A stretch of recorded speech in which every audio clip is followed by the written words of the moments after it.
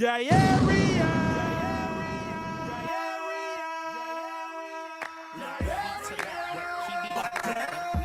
people that phony water is back. Like that. Tell the people that phony water is back.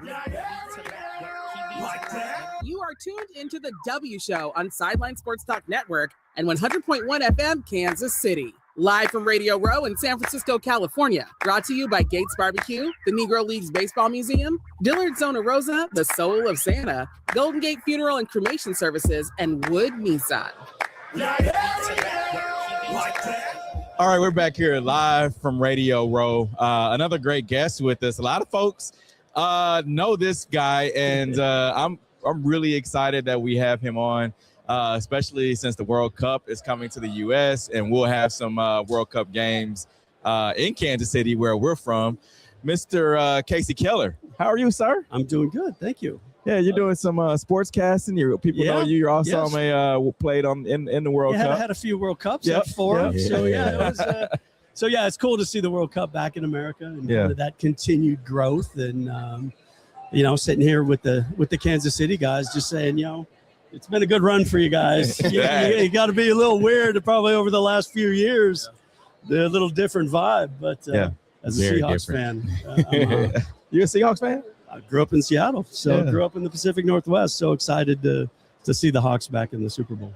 And what do you think about the World Cup coming to the U.S.? Yeah. Well, I mean, I think when it came in '94, it was kind of one of those big question marks. Okay. I mean, the game is grown so much in America that it's no longer that. Mm-hmm. But this idea that soccer's going to become the biggest sport in America, I think it isn't going to happen in our lifetime. But but I think it's just there's a place for it, and it's growing, and I think it's now becoming part of the sports scene. It's not as niche as it once was when we qualified for the World Cup in 1990. Yeah. So it's just that I think it's just that continual growth. I mean, for someone like myself who played 17 years in Europe. Mm-hmm. The easiest way for me to explain to American sports fans what it was like playing in the Premier League or in La Liga in Spain is if you combined baseball, basketball, and football into one sport. Yeah. Because it's that singular focus. Yeah. And so, I played for teams that were founded in the 1880s. Right. I mean, you're talking about, the World Cup in 94. Mm-hmm. You're talking about then MLS starting in 96. Yeah. The rest of the world has had 100 years head start on you. Yeah. And you're not going to just flip a switch and be like, okay, now. Of course. And you wouldn't want that to happen because then it would just be a fad. Yeah. And that's kind of what the NASL was a little bit. Yeah. In the 70s, it was this little bit of a fad. Oh, look, there's this Pele guy. There's, and then it was like, okay, now what? Well, now it's just had that slow, continual growth, and we'll see where it is in 50 years. But it's been a good run. Yeah. Do you think women's soccer will progress faster than men's soccer in the United States? I think women's soccer has, and the best way for me to explain it is my daughter's 28. Okay. She was born in England. We lived in England, Spain, and Germany, and we moved home when she was 12. Started, 6th grade. In those 3 countries, a team did not exist for her to play on as a little girl. Oh, wow. Her mom had, in the 70s, had teams in America for her to play on. Right. So what's really kind of happened in those early years is the U.S. women were so far ahead of opportunity. True. And now what you're starting to see is the women in the other countries having those opportunities. Mm-hmm. And so now the women know, and they recognize this, that they have a new level of competition that they never had before, which is, we're 120 years as a men's team behind the rest of the world. Right. And the women were 30 to 40 years ahead of the rest of the world. Correct. Yeah. And in the end, it's best for the women's sports. Mm-hmm. Just more women around the world playing, more women wanting to watch, more men wanting to watch the women's game, just like in the rest of the world, women didn't go to matches. They didn't watch matches. And over the last 30, 40 years, they've become huge fans of the game as well. Of course. And it was very amazing to me. I guess it would be about a month now that Trinity Rodman signed the largest contract. American signed the largest and that makes contract sense. in the world. And that truly makes sense. Yeah. Because the women were, like I said, they were playing when nobody else was. So it makes sense. Now it's going to be fun to see how the rest of the countries really start to catch up. How many people, because I know a lot of times, or here recently, folks in Kansas City and surrounding areas are like, oh, well, we're expecting 500,000 people. We're expecting almost 1 million people. Yeah. How many people do you estimate would be coming to a state like, Missouri? Or Kansas City? It will be, the countries that are playing in Kansas City, the representation will be impressive. Okay. And it'll be twofold too. It'll be those that have tickets and those that just come because their team's there. Yeah. And so it kind of then the bars and everything else will have a pretty cool vibe. Yeah, Traffic really will be heavy. Yes. Traffic will be heavy, and find the team that that you're going to have some fun with. Because Kansas City is unique because there's a Kansas City, Missouri, and a Kansas City, Kansas. So you have a lot of stuff. You'll have some people. You'll have some tourists going to the wrong place for sure.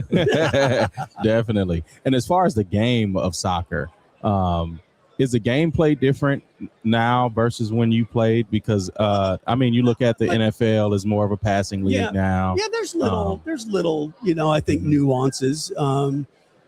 Little more, I think right now, one of the things that happened over the last couple of years is there's a little more focus on kind of playing out of the back as opposed to just like, too much risk.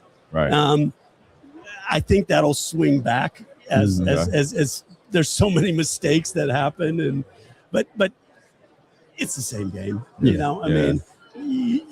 I talked to some of my friends, from the Seahawks in the days old, and it just what it was in the 80s to what it is now, but it's always moving. It's always, kind of just having those little changes. Yeah, because soccer is not one of those sports and I was using the reference as far as the NFL and the NBA because they want to score more. Yes. There's been a few rule changes that, when I started playing, you used to be able to pass the ball back to the goalkeeper and he could pick it up and throw it back and pass it back. I think that was the best change that FIFA made to keep the game moving. Okay. Yeah. Reset. And I think and a couple of the changes that they tried to make to help score actually did the opposite. Really? Because it was like, oh no, now it's too easy. We got to commit more players to the defense. So it's a reason why it's the world's most popular sport. You don't need to mess it up. And can you talk about your partnership with Bristol Myers? Yeah. So this is kind of a wild story. So I played 17 years in Europe. I moved home in 2009 to play for the Seattle Sounders in their inaugural season. I signed a 2-year contract. I was maybe a month at the end of that 2-year contract. I was a month from my 41st birthday. So we kind of just had always said, let's see how these 2 years go, see where I am physically, see how I'm playing, and then we'll look to extend based off of that. But at the end of that second season, I had a little issue with my hip, and I didn't want to play my 20th season as a pro and spend all that time on the treatment table. Yeah. So I said to the doc, I said, look, before I sign the new contract, I just want to have an MRI to make sure there's no drama going on here. So I go have the MRI. Doc calls me back a couple hours later. He's like, look, your hip's okay. It just looks like a 41-year-old who's had 19 years as a pro and 700 matches and whatever else. But he says something that is burned into my head. He goes, have you had lunch yet? I said, Doc, I've had a lot of MRIs. Nobody's ever asked me if I've had lunch yet. He goes, well, we saw something on the MRI. And if you hadn't had lunch, we want you to go back to the hospital for a biopsy. And since you've had lunch, you're scheduled for 6 a.m. tomorrow morning. You're like, oh, that's not good. So I go get the biopsy, wait that 3-4 days for pathology, and confirms that I have non-Hodgkin's lymphoma. Wow. So I meet with the oncologist. He says, look, we found this you're asymptomatic. We found it from something else. Suggestion is we do nothing. We monitor it. We see where it goes. And, because of HIPAA laws and stuff like that, I don't have to tell anybody. Right. But I said, I can't sign a new contract and not tell the club that I was just diagnosed with cancer, right? Right. So I tell like two people, the owner and the guy that ran the club. I didn't tell my parents. I didn't tell my kids. Wow. We just kept it totally quiet. So I finished preseason. I have to get a test to see if I can start the season. Halfway through the season, I have another test to see if I can finish the season. Okay. So I finished the season and then move into my broadcast career. And the doctor said, look, you're going to know. So it was 2018 in around February when I really realized that, I think it's time to go see what's going on here. Yeah. So they confirmed that I needed to start treatment. And it was one of those things where having the success that I had as an athlete, I fully expected the doc to tell me at the end of that treatment, these are the best results we've ever seen from any patient ever.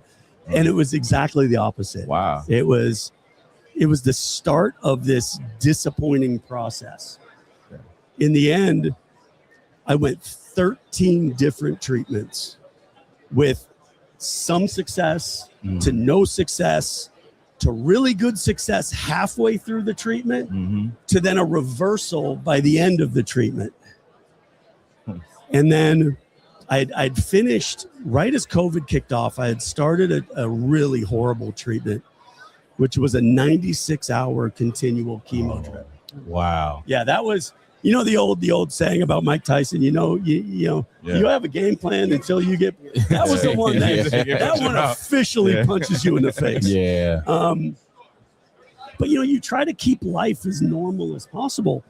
And so because they kind of kicked us all out of the hospital, this was supposed to be inpatient, but because of COVID, I was bringing back the fanny pack, but I had a 24-hour chemo bag with a pump in it. Yeah. And when MLS's back tournament started in Orlando, I actually called a match for the Sounders while connected to chemo. Oh, wow. So that was pretty trippy. Really? And Okay. so that treatment it had a lot of success early.